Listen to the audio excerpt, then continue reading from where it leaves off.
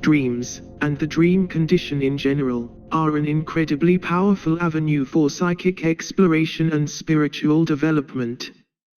This is so because in the dream condition we are freed from the external ego, the part of us that is responsible for dealing with the physical waking world. This freedom from the constraints of the exterior ego allows for a greater unfolding of the complete self, and the ability to use greater powers inherent within each of us. Moreover, our dreaming self, that is our double body, or our etheric self to be most precise, is far more flexible and far more capable than our physical body. Add to this the fact that in the dream dimension our thoughts and all of our internal desires become instantly manifest, and it's easy to see why gaining conscious access to this fantastic world is so desirable.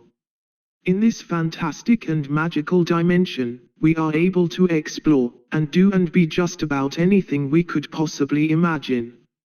And as many explorers of this realm know quite well, this dream world does not exist just in our heads. It is a completely legitimate and distinct world, dimension, or plane of existence. That is, when we stop dreaming, this world does not end. It is a continuous world that has its own laws and is as real as the physical dimension. It is therefore a great prerogative, for many, to be able to have greater access to this dream world. There are many methods that have been used to try and gain access to this extraordinary inner dimension, which essentially means methodologies created to wake up or become lucid while dreaming. This ability to wake up and become lucid in dreams allows us to remember our dreams better, and to be able to begin to manipulate consciously within them. A very useful technique that can be used to become conscious in dreams is to create a type of marker or flag that helps the dreamer to remember the fact that they are dreaming, and therefore wake up to the fact that they are now within the dream world. Different types of markers have been used throughout history, like remembering to see your hands or remembering to try and see your reflection in the dream. Other methods include reminding yourself over and over again, while awake, to check to see if you are now dreaming. And to perhaps look for signs that may indicate that you are indeed dreaming, like perhaps noticing something that could not be possible in the waking physical world. The problem with most of these dream markers though, is that you must work hard to train yourself to perform a rather tricky psychological act, the act of remembering to do something in a dream, which can be a hard and laborious process. This is so because while dreaming, we tend to be fully immersed in the character we have become, and the fantastical world that we have become a part of.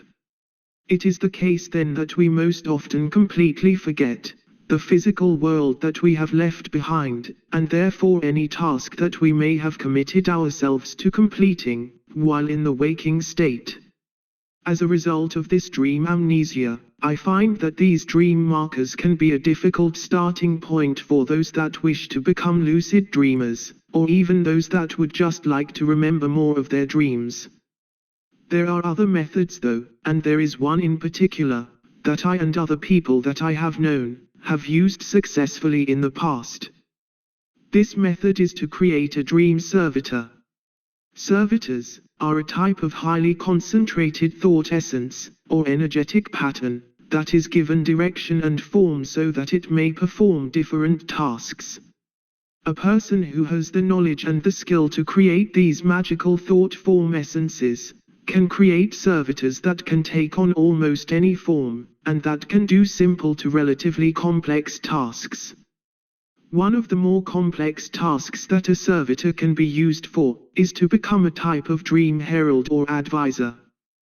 This type of servitor can unite the dreaming self with the conscious ego, by becoming a signpost or bridge. This bridge then allows the conscious ego to participate in a dimension that is usually outside of its influence. But unlike a regular dream marker, a dream servitor can be far more dynamically powerful, because it can be created to actively try to wake you up in a dream. That is, you can create a servitor tasked with the specific function of trying to remind you, in a quite literal way, of the fact that you are dreaming. You can, for example, create a dream servitor that can be tasked to show up in your dreams and start flashing red, sort of like an alarm, to remind you that you are dreaming. Eventually this flashing red, perhaps floating servitor, will trigger your memory, and will help to condition you to become lucid in your dreams. Such a servitor is relatively easy to create if you know anything about servitor creation. In order to find success with a dream servitor though, you need patience and persistence. Firstly, you must make sure to keep charging your servitor, and solidifying its shape, so that it becomes strong enough to enter your dream, become visible there, and manage to get your attention. Secondly, you must make sure that you give it a good strong command when you cast it, so that it is greatly impelled to do what you desire. It is also important to keep casting it, that is sending it forth to do your bidding, and charging it, until you get the results you want. In time you should have your dream servitor appear in your dreams. At first it can be a bit of an uphill climb, for some. But it should be noted that the difficulty is not so much from the servitor side, but from the human creator's perspective. The reason for this is that dreams are a difficult thing to interpret, and our perceptions within the dream reality can quite often be highly skewed. If your servitor is powerful enough, then it can quite easily show up in your dreams. The difficult part though, is you identifying it as having been there. It is important therefore that you make your servitor very distinct, and hard to avoid in your dreams. If you think that your servitor has failed to enter your dreams, remember that it has two major obstacles to overcome. First of all, how many dreams do you remember each night? Most of us can't even remember half of them, so if your servitor was there but you don't remember, then you will presuppose that it has failed. Secondly, a servitor can also show up in a dream, but because the dream condition is so fluid, and human awareness is so free in this state, you might perceive that servitor as being something that it is not. For example, a servitor might show up in your dreams, but the shape of it may be completely altered. You might perceive your servitor as an object, like a lamp or tea kettle, that you are drawn to. Or the servitor may be perceived by you as a strange person, or a friend, that you might have a long conversation with. And when you wake up, you might never suspect that the servitor was there in your dream, because what you remember experiencing was quite different. Instruct your servitor to perform one specific task, while in your dreams, like flashing red, telling you verbally to wake up, grabbing your hand, or whatever you think it will take to wake you up in the dream condition.